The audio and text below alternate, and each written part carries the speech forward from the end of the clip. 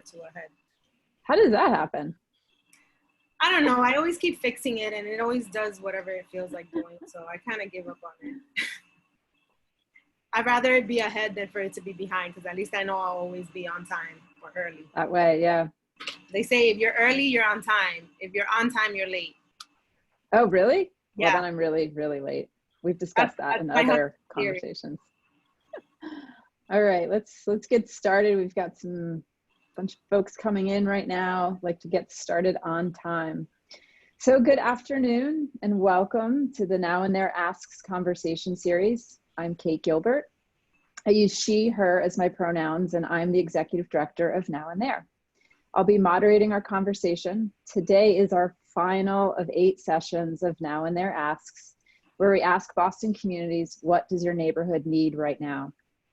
Today's session brings us to South Boston, or Southie, and I'm super excited to have here with us today Michael Dowling, the founder and artistic director of Medicine Wheel, someone who I've looked up to for a very long time, and Denise Molina Capers, my new hero, executive director of South Boston and Acción. Before we formally begin, I'd like to acknowledge that I'm standing here today in Boston, Massachusetts, on the unceded land of the Massachusetts people. And as we talk about South Boston, we acknowledge the Massachusetts people, past, present, and future. This program has been created to offer a supportive and proactive space for artists, cultural producers, community leaders, the public, all of us in the face of physical distancing and public retreat. We aim to bring together all of us to open up a dialogue about what's happening right now in Boston's neighborhoods, to be better listeners, and to encourage action. We'll start with a 30-minute conversation that I'll moderate with these two amazing human beings, followed by 30 minutes of community dialogue with you that Mary Liz will moderate. We do want to include your voices in our discussion, so as questions come up, please send them using the Q&A feature at the bottom, and let us know if you want to ask your question live, and we'll queue you up at the right time. I see a lot of people are already using the chat. Please feel free to introduce yourselves, share your thoughts and reactions as we begin the conversation. To connect with one another online, I just want to remind you to use the All Panelists and Attendees button so that you're talking to everyone, otherwise it's just going to us. So let's get started with this tough question of what does Southie need right now, and an introduction to our guests. Michael Dowling is the founder and artistic director of Medicine Wheel Productions. His work stems from his heartfelt desire to beautify and make life better for all. His work is rooted in using art for healing and as a threshold to create a shared future history. The mission of Medicine Wheel Productions is to transform communities from the inside out by inviting all members to participate in the healing and transcendent power of public art. Michael uses art and cultural actions to create opportunities that help us humanize the other in our lives. He's worked locally and internationally as a response to the difficult dialogues facing communities. Denise Molina Capers is the new executive director of South Boston and Acción. She is also an attorney, educator, and advanced diversity practitioner with over 15 years of experience. She grew up in Brooklyn, New York, and has spent the majority of her career in service to her community. Denise obtained her Cornell certification as an advanced diversity practitioner and has found so much joy as a thought leader and strategic planner in that field. Denise is a results-oriented professional, and you will often hear her say, "I am not here to change minds, I am here to open minds." She has successfully designed and facilitated leadership and workforce development programs, workshops, and training that encourage growth and progress. And I am so excited that you two are here with us today and have, I can tell, already hooked up to make some really meaningful change in South Boston. So welcome. Thank you for having us.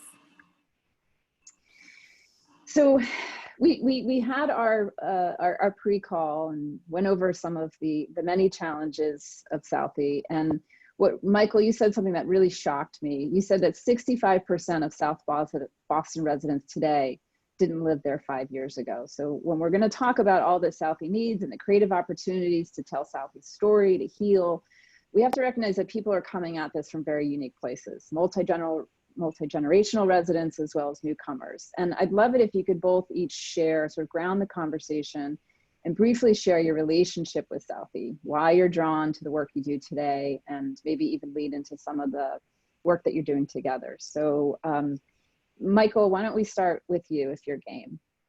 Sure. Hey, thanks so much. I'm really delighted to be here today. So I have been an admirer of yours, Kate, for many, many years as well.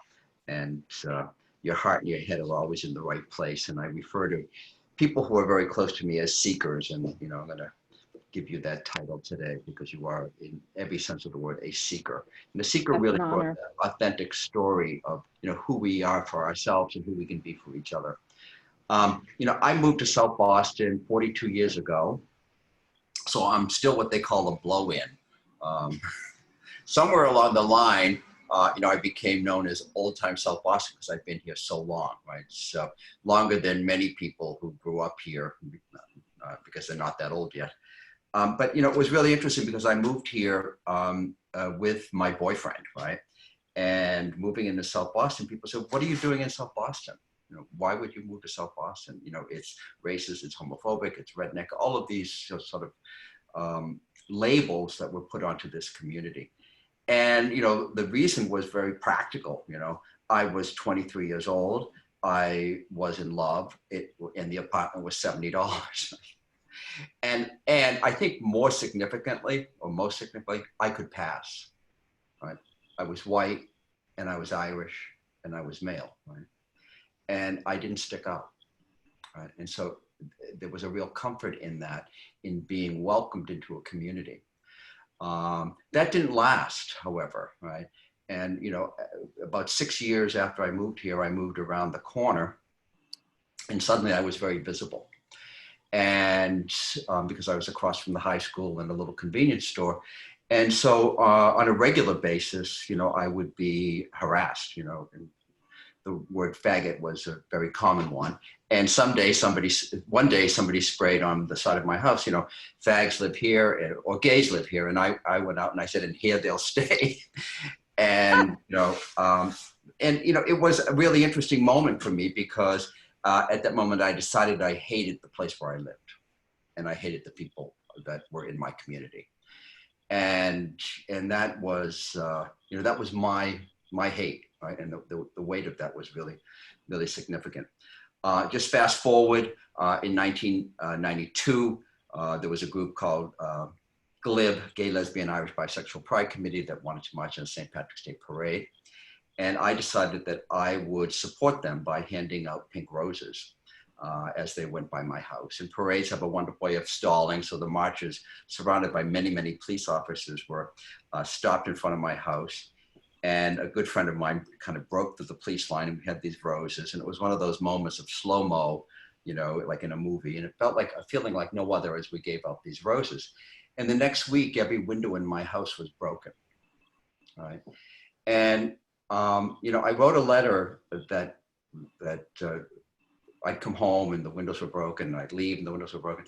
And I wrote a letter to all of my neighbors, about 100 letters, and hand-delivered them. And saying, you know, I live here. And, you know, I had never really claimed my place in the place I called home. And so I suddenly said, I live here, I'm gay, this has happened.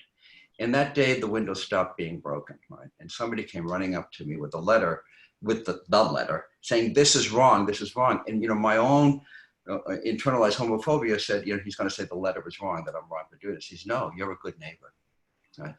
And so at that moment, I decided that I actually owed my community some amends, and that the hatred I was carrying in my heart was probably greater than any feelings that they had for me. And I started to then explore the history of South Boston and what I could do to make South Boston a better community. So that was sort of my start in how I ended up in South Boston. So I'll pass it right now for a minute and then circle back. Thank you for sharing that. I didn't know all of those details. Thank you. Denise, you're still a blow-in. For sure. So, you know, like you said, I grew up in Brooklyn, New York. You know, at heart, a New Yorker. I came to Massachusetts with the intention that I was only going to go to law school and go back to my home, which is New York. That's how it happens. Yeah, and then I never left. But I ended up becoming very involved with the community here in Lawrence, Massachusetts. And so because my passion is to serve my community, I really felt like I had made a home here, and I was serving my community naturally, and I fell in love with Lawrence, and I just never left. Fast forward, I'm looking for work, and I pride myself in being passionate about whomever I'm working for. And so I got an offer from South Boston and Acción, and their mission fit what my life passion is, which is to serve my community, to educate my community, which is why I'm also an educator, because it's very important to educate the community as to what their rights are, how they can change their situations, how they can affect change within the community. And that's exactly what South Boston and Acción strives for. They strive to create leaders that know about democracy, that know about their civil rights, that know about civil engagement, and how they can use that for nonviolent change within their communities, among other things, right? So that's how I came into Southie. And I have to ask, have you experienced any of this same pushback that Michael did, or I'll say, racism or classism or any of that? So in Massachusetts, yes. In Southie specifically, because of COVID, obviously my being there in person has been limited. I did experience one thing that I did experience. We are located in both the McCormick projects and Old Colony projects. And so obviously I've had to go into the offices and at least, a couple of times a week. And so this one time I had to go into the new buildings of the Old Colony area. And when you go into the older buildings, there's supposed to be a lock on the door, but there isn't. I don't even think you can close the door completely. And there was a bit of frustration because I couldn't get into the mailbox. It was broken. I will say that they addressed it very quickly, but I think that my experience having to come into one of the older buildings and having to come into one of the newer buildings really was a wake-up call to me, because the newer buildings, you can't even access the atrium area or the area where you would press a button to get in contact with someone who lives in the apartment building. You have to have an ID ready to put it into a slot, and they ask you, why are you there? After you go through that, you go inside, and then they ask you again, why are you there? They buzz you in, you get to the door, again, why are you here? So there's 3 different points of access that you have to pass in order to even enter the building to get to your final destination. Whereas the older buildings, anyone can come in, there's no security, there's no either door security or physical person security. So that was a bit of a change for me. As far as Massachusetts in general, for me, it was a bit of a shock. Living in New York, there's a lot of diversity. And so I can maybe count twice times that I've been discriminated against. And in the way that I have been in Massachusetts, right? I'm not saying it never happened, but in the way it happened in Massachusetts, where people would purposely talk loud to me because they thought she doesn't know English.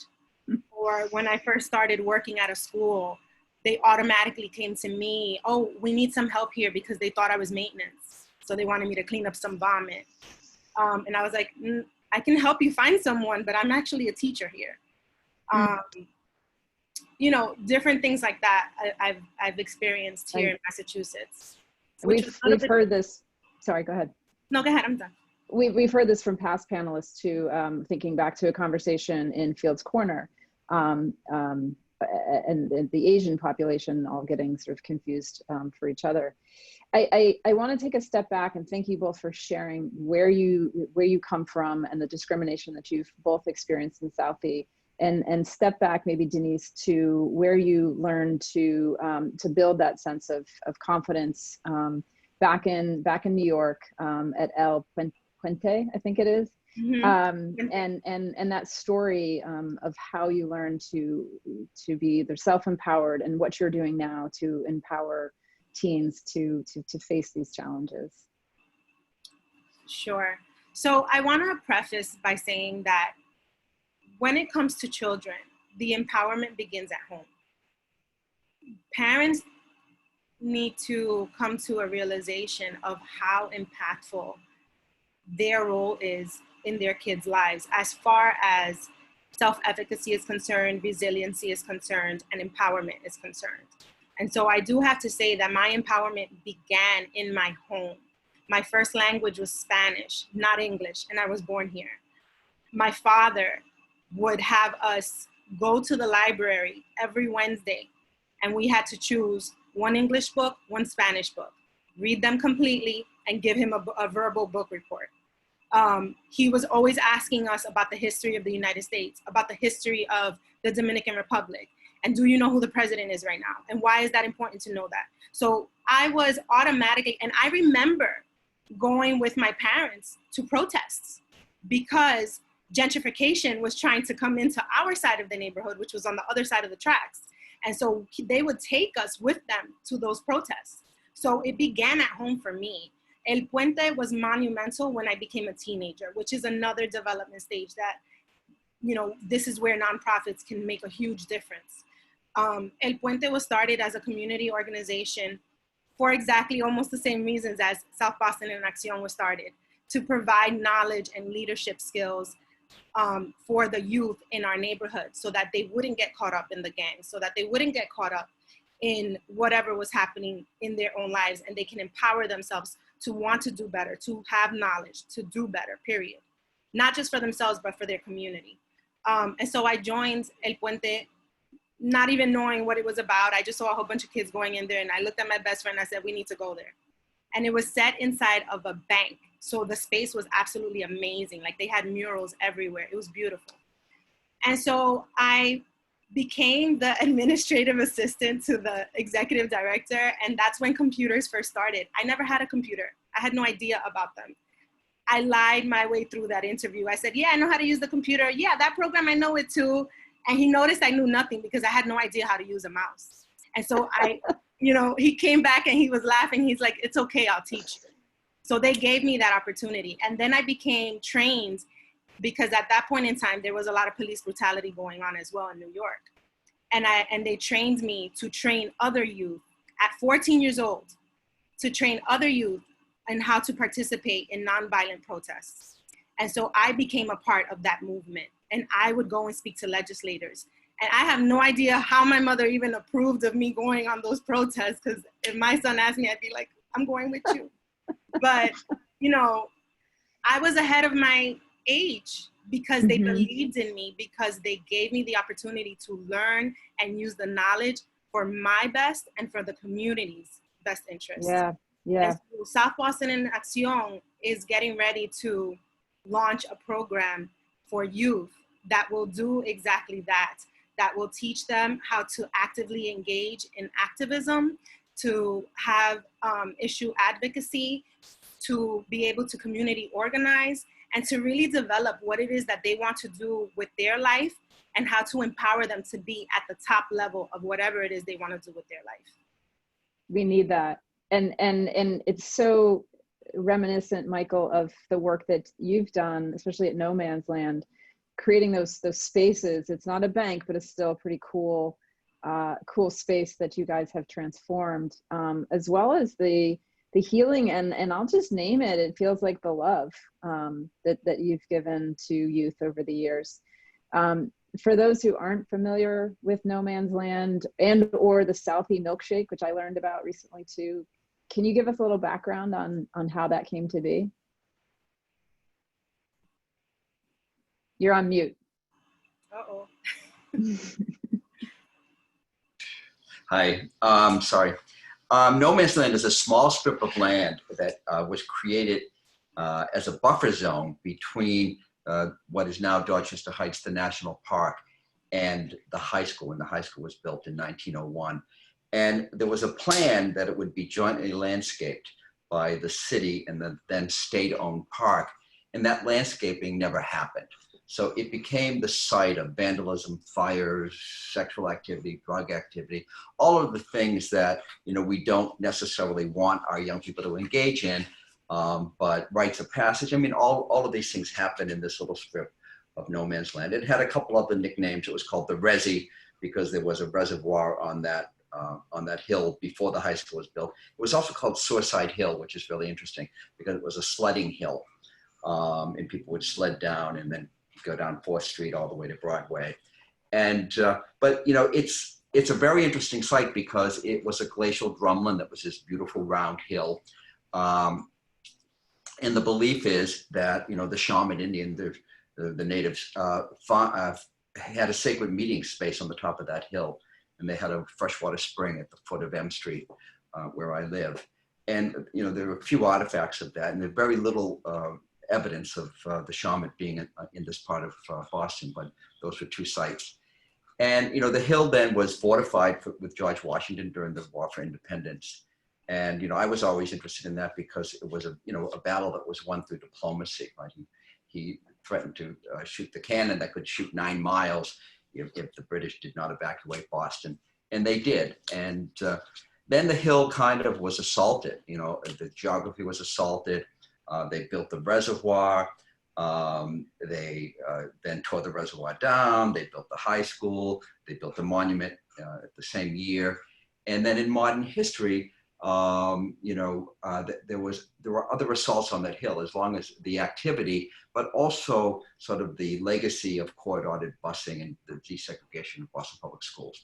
You know, so South Boston High School really became an epicenter of really negative energy and perception around that, and really traumatized this neighborhood and the city and the students. All of the students were really traumatized by that. And, you know, I think this is when I met Kate. I was involved with the Revolving Museum, and we had a truck, the ice cream art truck that used to go around to neighborhoods. And I was asked to do a project at No Man's Land, and I thought, yeah, okay, I will. And so I decided to invite my community, now that I was part of my community, to bring a stone and a story of what connected them to this place they called home. And on August 15th in 1996, 300 people showed up with stones and stories, and they're all buried in the side of that hill still. And, you know, a lot of the people I wouldn't sit next to, I wouldn't have a conversation with, right? And I would disagree with on everything until the cows come home. And of course the cows do come home, but our stones belong on that hill together, right? And we all have a story. And then we have, you know, sort of our story of being on that hill. But for me, that hill was about, okay, we're all part of the story, the big story, right? And so now I'm really known as the neighborhood eccentric. And the next year, South Boston was really struck with a few things, you know, through organized crime, through the introduction of heroin into the community, and then a flourish of teen suicides. And there were a group of young people, about 17 of them, who had survived drug overdoses or suicide attempts. And they approached me about trying to build some kind of memorial to their dead friends, right? And people were really nervous about that. And, you know, the church didn't want to hear about it. The city didn't want to hear about it because, you know, this idea of romanticizing suicide or romanticizing drug addiction, you know, was really scary to people. And, you know, my partner was killed that spring in a car accident, and I was like in deep grief. And I saw that it wasn't that they wanted to romanticize suicide. They needed a place to grieve, right? They needed a place to bring their sadness, to gather around this enormous loss. You know, in a very short period of time, you know, like 3 months, we had 6 suicides and numerous overdoses. And, you know, so I'm out on the hill with them one day, and I'm dragging myself out of bed now to go over and see them. I said, I can't do this. I just can't meet them again. This is too hard. And that day I got there, and they were just kind of hanging around. And they were talking about what boys could do versus what girls could do. And they were talking about pissing in the snow, right? and writing your name. And, you know, I had a beautiful book of Ozark Mountain folk tales and went and got it. And the title of the book was Pissing in the Snow. And I said, you know, so what are we trying to do here? And one young man said to me, who's now in his 40s, he said, you know, Mike, we want people to hear our stories, right? And nobody listens to us, right? And nobody shows us how to do anything. So I picked up a shovel and I started to draw on the side of the hill. And one kid said, well, you know, what are you doing? I said, I'm drawing with a shovel. And so he picked up a shovel and they're now making fun of me and, you know, sort of dragging the shovel behind me. He finds a big worm, holds it up. He's going to eat it for a sawbuck, which is $10, right? And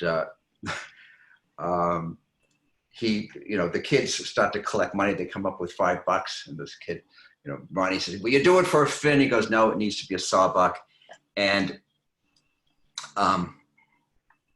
he said, well, I'll pledge you the other $5. We get paid on Friday because we had a small grant from the Department of Labor, actually. And so we were paying these young people also to build this beautiful space.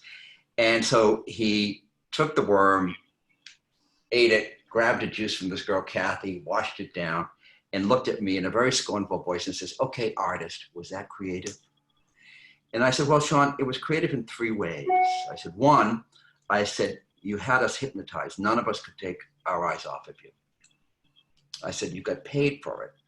I said, you know, and in the nonprofit world, you got matching, what we call matching funds or matching pledge.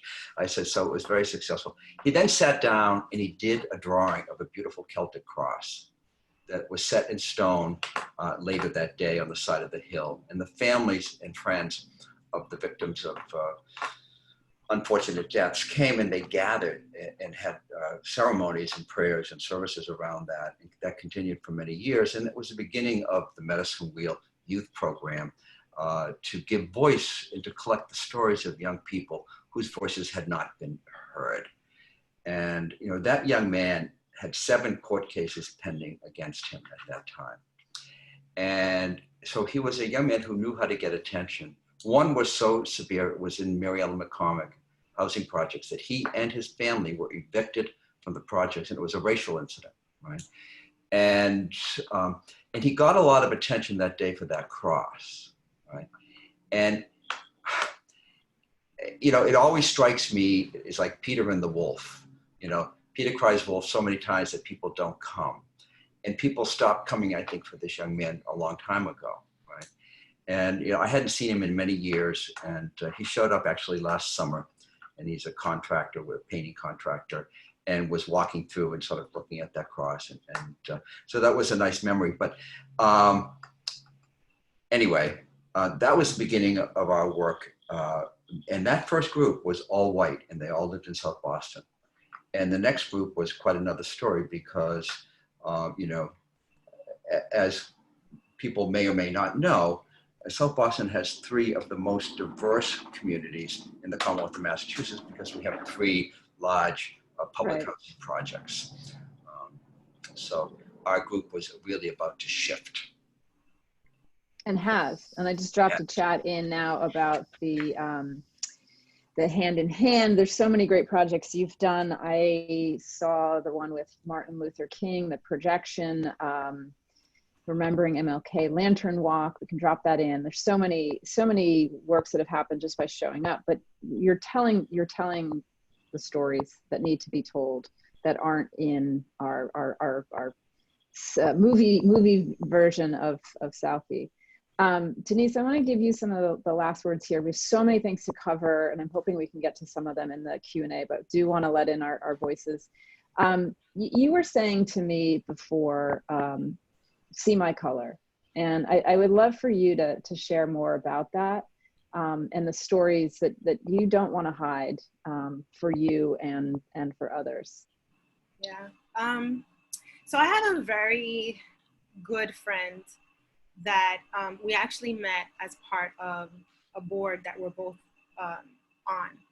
And we started to discuss, we had more in common because she's an HR specialist. And so, you know, when you're in HR, you work with people, and the work that I do, no matter which one you want to look at, I'm working with people all the time as well.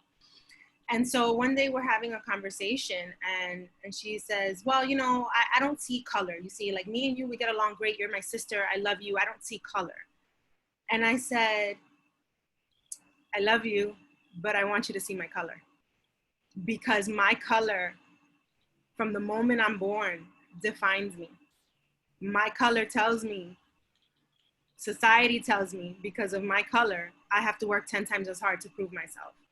Society tells me that if I get a scholarship in school, they're gonna say that I got it because I'm a person of color, not because I'm intelligent. And I had experiences in law school where the professor would call on me and somebody would answer the question before I had an opportunity to do so. And that wasn't because they were trying to help me. That was because they felt that I had a deficiency. So they decided they wanted to answer for me. And so there's been plenty of times where, you know, I've heard people say I'm colorblind, and they don't realize that that actually is damaging. Because if you say that you are colorblind, you are erasing my experience. You are erasing my identity. You are erasing what I have struggled with all my life, because the world and the structures put in place in the United States specifically says that my color needs to be seen. There's redlining, there's school structures, there's a huge difference between if I go to one side of town and see what's available for my child to experience in a school, and I go to the other side of town where there's mostly people of color in the schools. So color does matter. And I think that a lot of time people say that because they do not want to acknowledge that they hold biases based on color. And so I think this is part of why it's so important for the work that Michael and I are doing to come to a level of, you know, allowing us to engage as many people as possible, allowing the people who are higher up that have the influence to also become involved, because it's little things like that, I don't see color, that people think are innocent, and they're actually thinking they're doing us a favor. And they don't realize you're not doing us any favors. You are holding back the progress. You are continuing the narrative that it is okay to erase, to forget, to ignore that racism in this country exists. It has always existed. This country was built on structures that allowed for disproportionate treatment in every area. And so there's so much more that's packed into that one statement that people don't realize. So when people say that to me, I very lovingly say, I want you to see my color, and this is why I want you to see my color. Yeah, yeah, because it's perpetuating structural racism. Yes. I really want to get to the work you guys are doing together to not invite one or another to your events or your tables, but creating a new table. And so I'm going to we'll bring on Mary Liz right now. I know we already have a question, but I want to just make sure we get back to that. What are some of the solutions here that you guys are already talking about in your curriculum and your work together? Here comes Mary Liz right on time. There.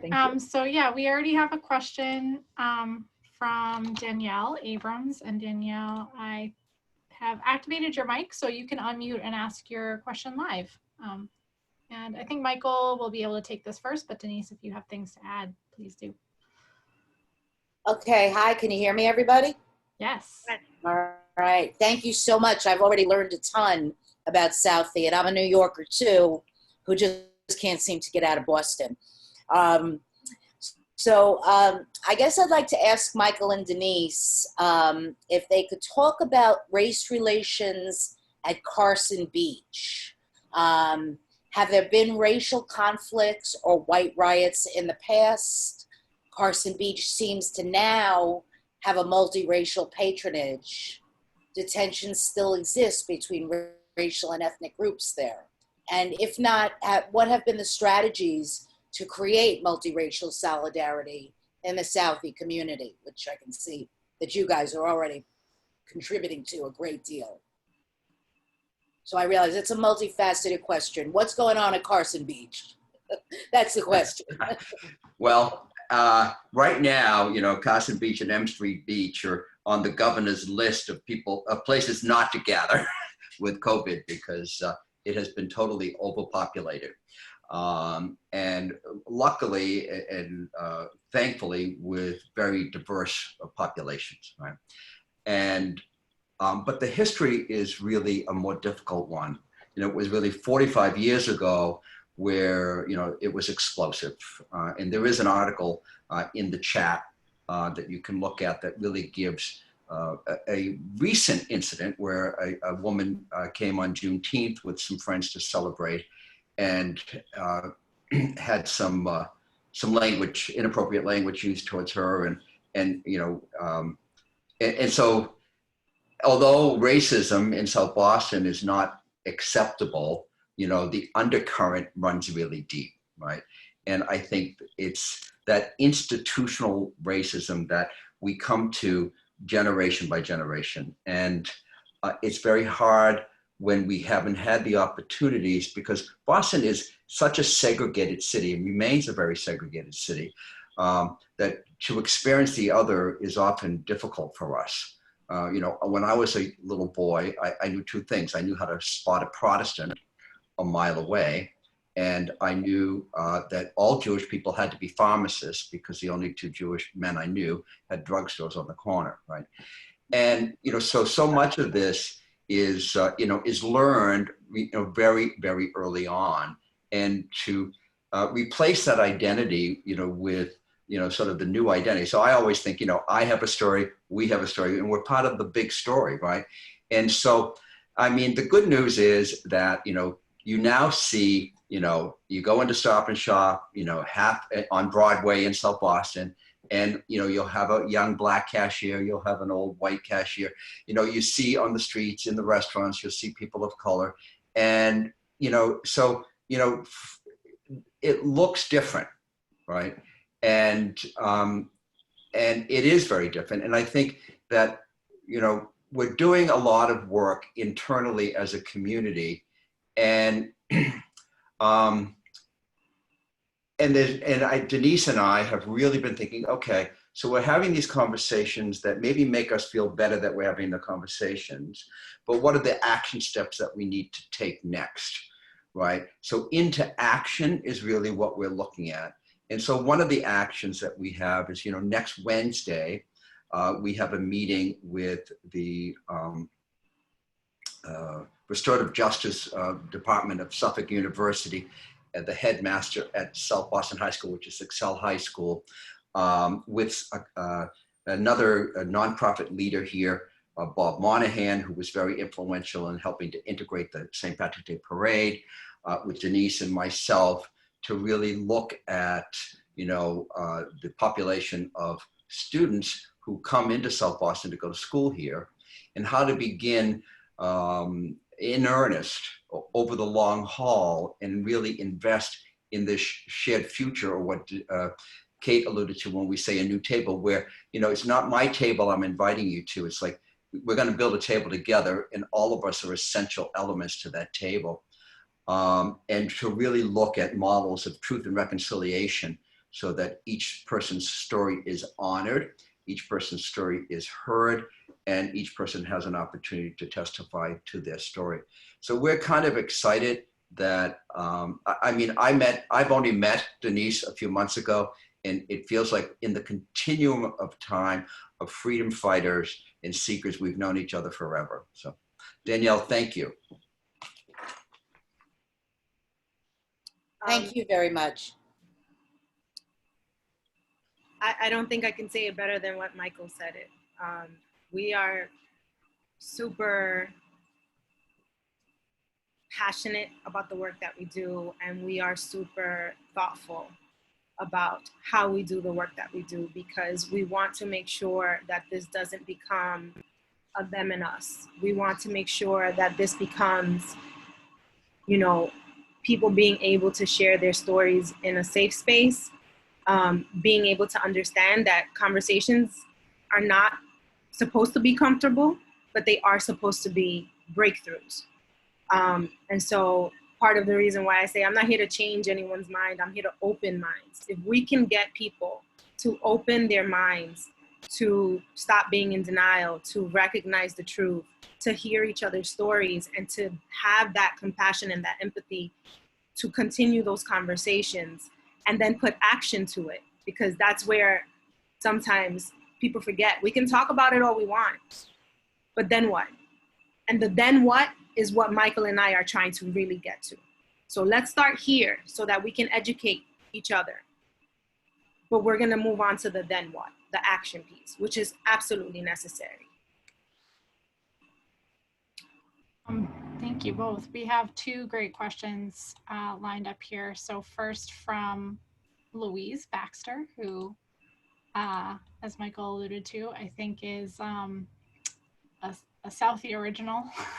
So Louise, you should be able to unmute yourself and ask your question and share your perspective on some of these things. And then we have another question coming up from Elizabeth. Well, number one, I'll say I'm not a Southie original. I didn't come to Southie first because of the reputation. But then I worked and I started going to the beach, and when I was being gentrified out of Fenway, and people told me when I worked and went to went swimming here, I saw a different thing, and people told me where to move and a good ramp. And that was in 71. I thought I was black. I couldn't have got that advantage. And I saw the other side. And my concern is we used to have stuff like South Boston Against Drugs involved with kid ambassadors, but now everything seems invisible. You don't really know where the problems are in Southie as much, because most of the things are meetings of homeowners associations. And I'm kind of concerned of where you think, like I'm with the right to the city has the people's plan, where you think, because these problems now seem kind of invisible. And I'll say Carson Beach isn't bad, I've gone swimming there, but the problems now are invisible now, and how do we want to get it out? We're not seeing them anymore like we had the youth ambassadors, South Boston Against Drugs, and all those things. I'll take a crack at that, Louise. It's good to see you, good to hear you.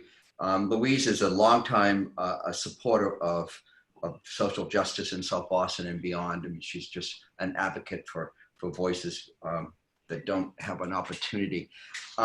I think one of the big issues in South Boston, and this has to do with gentrification, right, is that there aren't the groups of young people who were here 5, 10, 15, 20 years ago, right? There used to be a gang on P Street, O Street, M Street, N Street, all the way down, right? The lower end kids, the D Street kids, the project kids, and those groups of young people are gone. There are very few teenagers left in South Boston. So that is, and there are a lot of young, so we have the largest moms club, I think, in the United States, right? Young mothers, affluent young white mothers, who, when their kids are school age, move out of South Boston, right?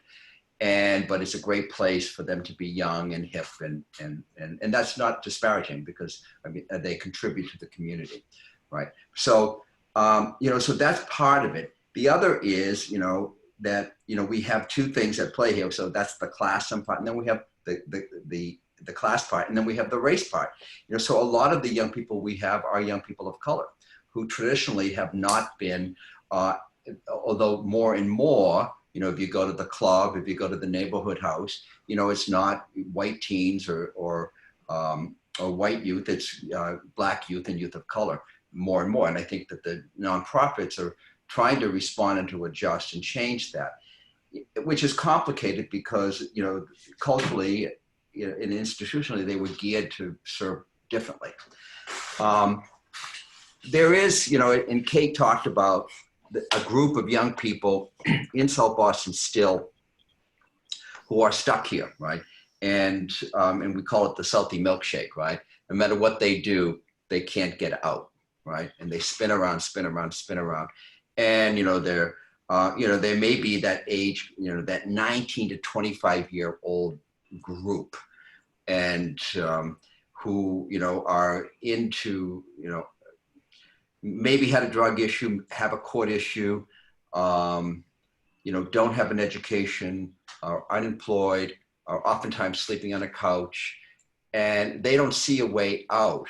And what's difficult about that for them is that they're a population that is, as you were saying, are invisible. Not just to you who cares about them, but to everyone, right? They should have gotten their stuff together by now, and so people have written them off. I will have to say that, I'm very fortunate that many of them are in my life and continue to be in my life, and on a pretty regular basis, and show up at Medicine Wheel, do the community service here, et cetera, et cetera. But the populations of teens just don't really exist in South Boston in the same way. I feel like we have a brief opportunity to make a cultural shift here for people who remained in South Boston, who didn't leave. When there was white flight during busing, or when people or families had stayed both either on the point or in the projects. A lot of the project turnover was with the redevelopment of the projects. Families left and did not come back. So communities were not built in the same way that they traditionally were built in the Joe Moakley and Billy Bulger days, and that kind of, your courtyard was your kingdom. So, but the services are here. There are 38, very active nonprofits in South Boston that continue to address all the issues of hunger. And they've been having, as I alluded to earlier, they've been having meetings to really kind of address both the COVID crisis, and they really rallied around that with food distribution, and they were serving hundreds and hundreds of families on a weekly basis, and they really looked for funding to supplement that. It was like $5,000 a week for food that they were looking for people to donate, and cleaning supplies. All that stuff. So the community really mobilized around that. And then they took a pause and they said, okay, we have to have this conversation around racial inequity. And they're having it now in the comfort, in a comfortable way. And so Denise and I have been part of those meetings, and we're saying, okay, there's also another need now to create a new coalition, right? And which will very well involve many of those people as well, right? But to bring them to that next place of being a little bit uncomfortable. I echo what Michael says, and I want to specifically just bullet down, because the question is, what is needed now, right? What do low income and youth need now? So we need to, as much as we support the youth that are coming into our nonprofit, we need to support the parents, right? So that means that, think about this. If you help a parent obtain a GED, the chances of them getting out of that poverty line and into the next level of income is over 15%. Think about that. So we're supposed to be, what do? We touch base with the parents or with the people who are the guardians to these youths. We set up programs that help also with self-efficacy and empowerment. What is it that you want to do? It doesn't mean that everybody needs to go to college. It means you can take up a vocation that'll get you out of that situation. It means having an opportunity to sit in a group that is just talking about family structures and conflict resolution. It means that they are being given the opportunity to have access to community resources so that they're not sitting at home thinking, what am I going to do? But they actually know who they can reach out to in order to help themselves, to build resiliency. It means that we have programs that allow for language access. There are so many people who come from other countries that come to the United States, and they're doctors and dentists and attorneys, and they live here in poverty because the language access is not there, and they can't transfer over their credentials to the United States. So not everyone who comes here is coming here expecting to live the way that they live, because the expectation is, I am set here in my country, I can be set in the United States, and that's just not the reality for many people. Financial literacy, so important. Access to cultural resources, so important. All of these things connected, if we give the parents or the guardians access to these things, if we give the youth access to even having a part-time job, an internship, that can set them up to begin networking, to begin having ideas of what they want to have, what they want to do with their life, to build a sense of responsibility, simple hard and soft skills that they'll need for later in life, being built early in life. These are the things that we need to think about, because a lot of times we think about a Band-Aid. We want to put a Band-Aid over things. Let's just make it better right now. But what about the long term?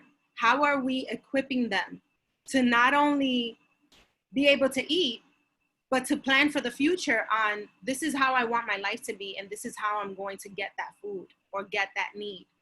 And I think a lot of times we forget that we need to teach them to fish, not just give them the fish.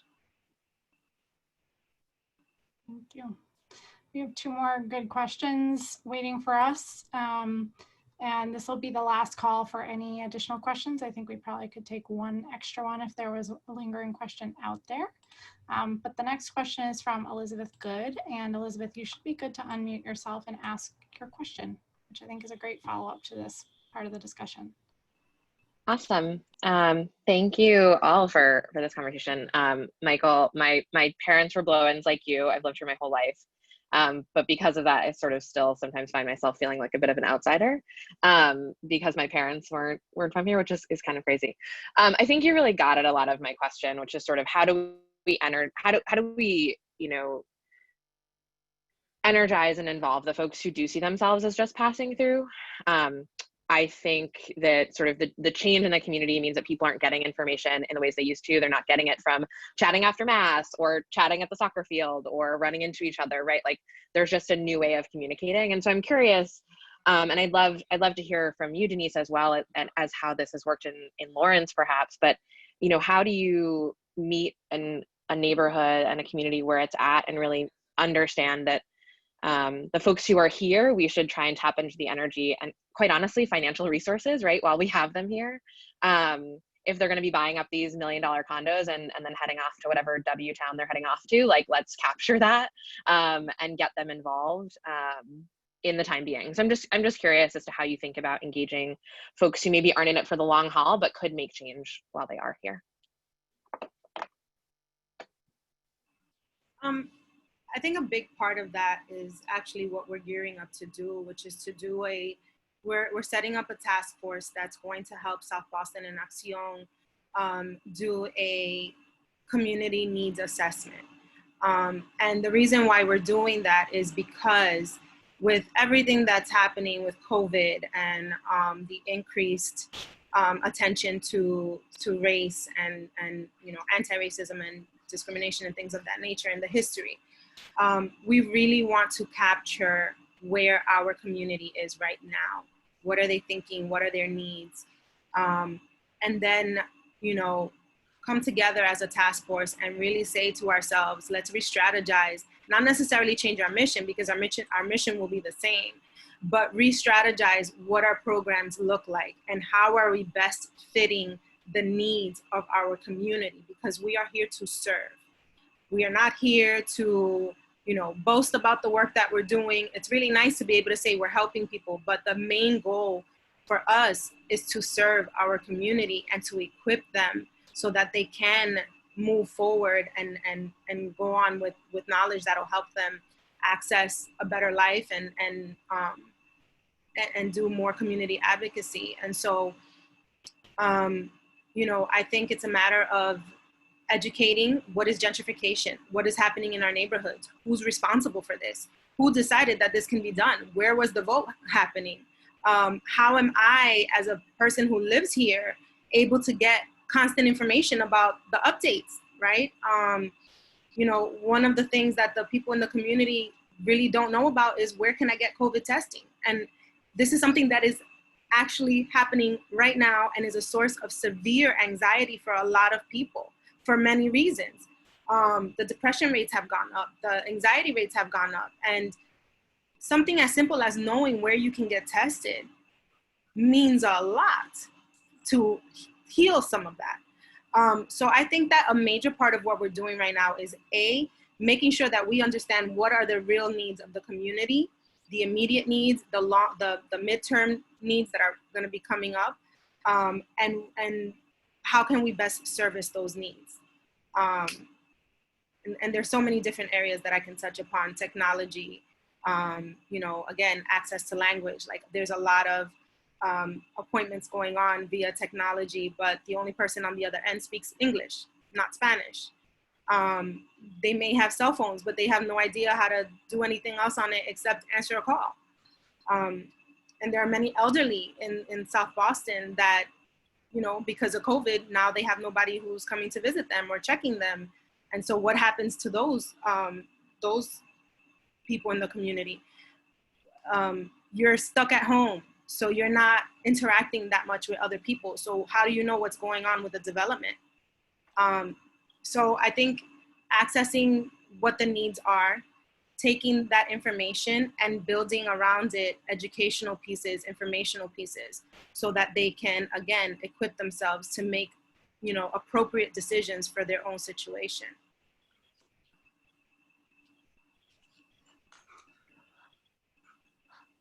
I hope that answered your question. Yeah, that was great. Thank you so much.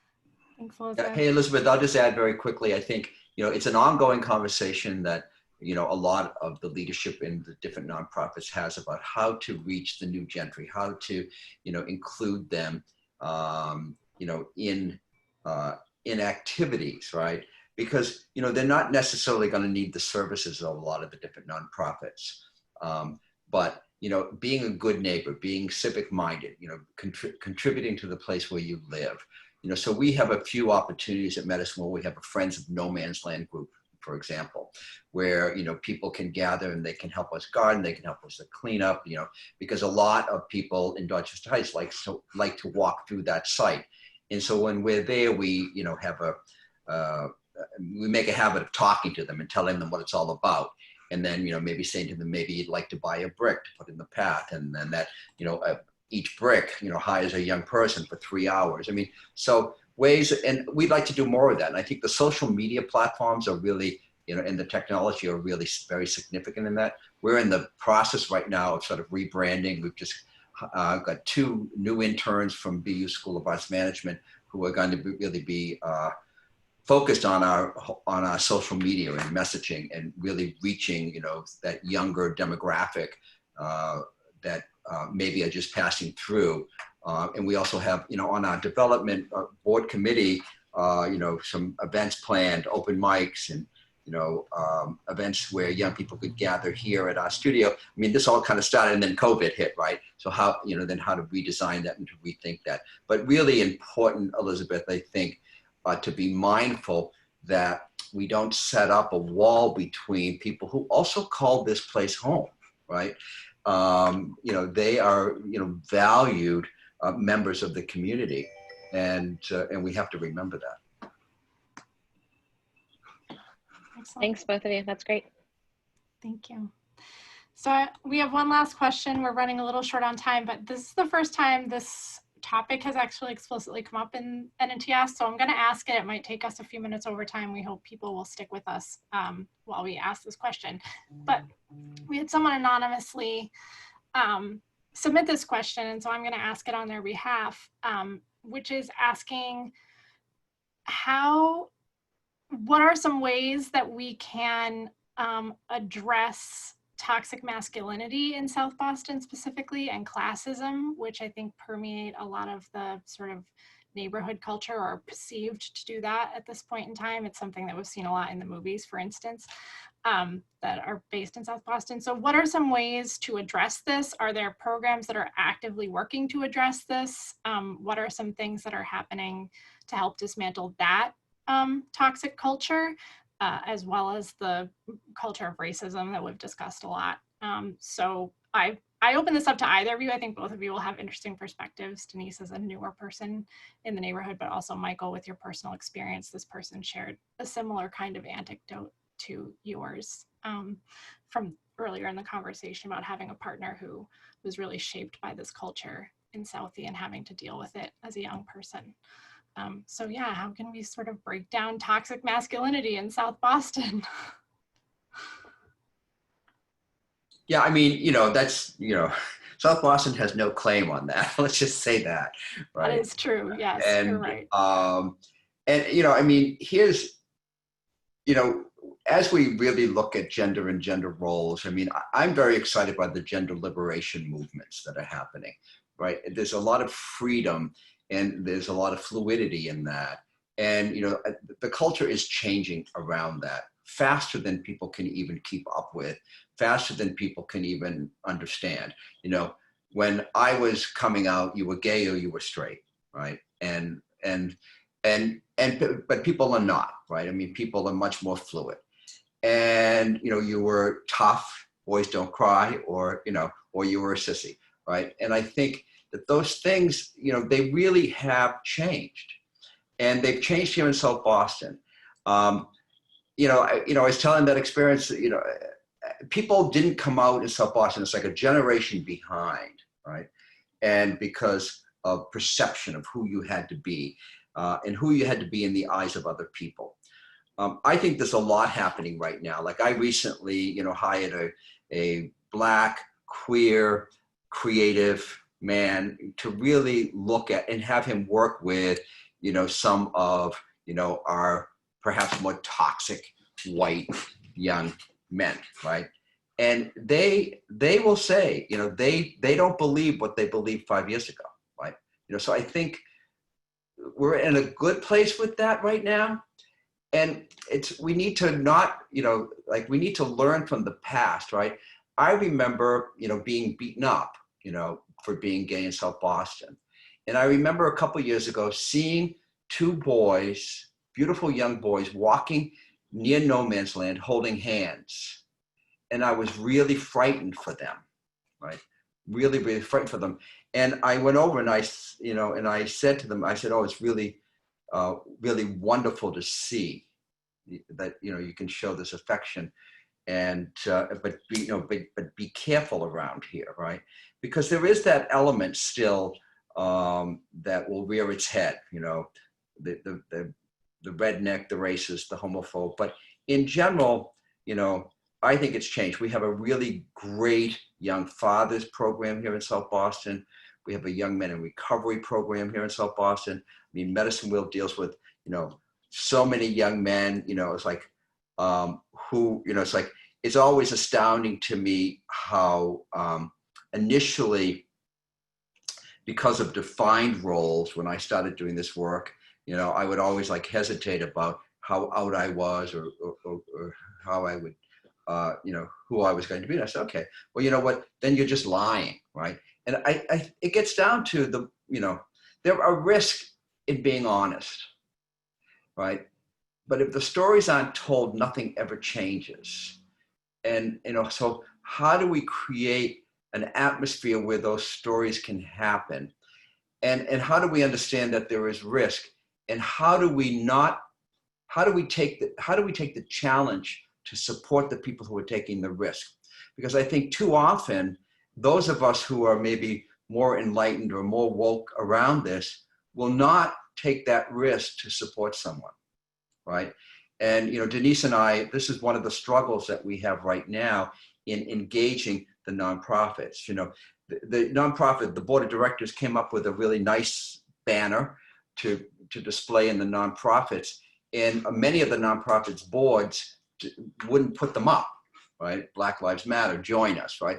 And because, somebody on their board complained or somebody wasn't ready for it, right? We're ready, right? And I think, it changes when, we get to that tipping point where more people say, okay, this is unacceptable, right? And I take this stand, right? As opposed to, oh, I don't want to upset so-and-so, right?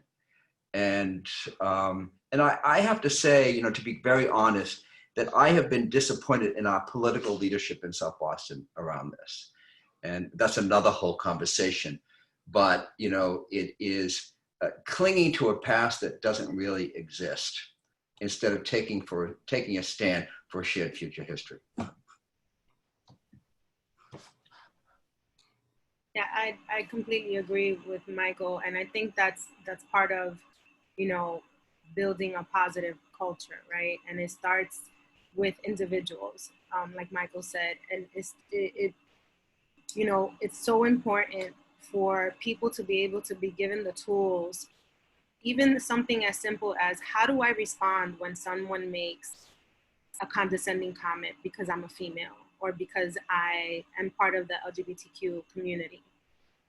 Something that simple, to be able to be given a tool to handle that, but to handle it in a way where you're not allowing the person or persons to think it's okay and think it's okay to repeat it. And it's not about lashing out.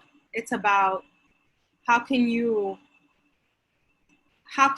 say what you need to say to this person and at the same time educate them and give them an opportunity to think about, to be convicted about what just happened, right? To equip people to know that these things will happen. There are many different ways in which I had to prepare myself when I entered into what they considered to be the B or C suite of work, because I had to prepare myself as a woman who now has the power of a voice at the table to lean in. And I had to prepare myself as a woman of color as far as being at the table and leaning in. And so there's many different aspects of that you're not necessarily taught in school and you're not necessarily taught anywhere else. And it's also very important for us to be equipped with those tools to know how to respond, to know how to change the narrative, to know how to bring it up in the workplace and say, this is not okay, this needs to change. If it's happening in the schools and your child comes home and says, Mommy, Daddy, this happened, how do you address it with the school and not let it be something where they're just like, well, we had a classroom conversation. No, I want to know what you're going to do about the environment as a whole so that this does not happen in any other classroom, including my child's classroom. And so there's a lot of ways in which we can come in and start changing that narrative and start changing the way that cultures in the workplaces, in the school places, in the shopping places, in the neighborhoods. Change can happen, and it happens with the self, and it happens with other organizations, and it also happens, having these conversations with the politicians who have the power to influence different areas of our public life. Thank you both.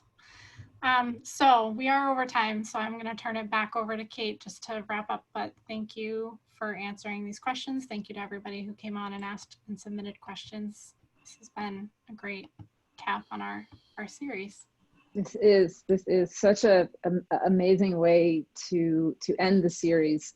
And what I'm hearing from both of you in these last 10 minutes is that the change can happen, that yes, there is a risk. We need to use our platforms and push those who have the platforms to tell the stories. Before we even get to a community needs assessment, we need to hear each other. And it sounds like it needs to happen in the language that it's given, that these stories are given, whether it's Spanish or whether someone's using their preferred gender pronouns. And even when it's hard for us, I'll say as white people to hear it, it starts with this conversation and this table we alluded to before that we're creating here together. Thank you to everyone who's been with us on this call, as well as the past 7, for helping to make a really dynamic and rich conversation. And it's hard to end. I feel we'll come back again soon. I must also recognize the ongoing support of NEFA's Fund for the Arts and the Boston Foundation. Without their funding, we can't make these recordings possible online with closed captioning. We also pay each participant a living wage. They're all online. This one will be by next week. You can find them at nowandthere.org/asks. I want to make sure that we support our guests here today. I dropped in Michael's donation. Denise, I don't think you have your donation site ready yet. We will be up and running hopefully next week, but okay. We do have the website. It's SBEACCION, SBE Acción.com. Excellent, thank you. And if any of you are also interested in supporting the work of Now and There, you can find our website nowandthere.org/give. Any amount will support our work of curating artists of all races, genders, sexualities, ethnicities, and amplifying new artistic practices and voices. So I hope you've enjoyed this series as much as I have. I look forward to sharing our next project with you. Sari Carell's Shape of Play, commissioned by our partners J Arts, will be coming to the North End's Waterfront Park. Notice I don't call it by its other's name, in September. And we are also hoping to do a project near Carson Beach in South Boston sometime in the near future. So I look forward to seeing all of you again, and thank you to all of you for being co-conspirators in this work of creating a more just and equitable Boston. Thank you. Thank you. Thanks, everyone. Thank you, everyone.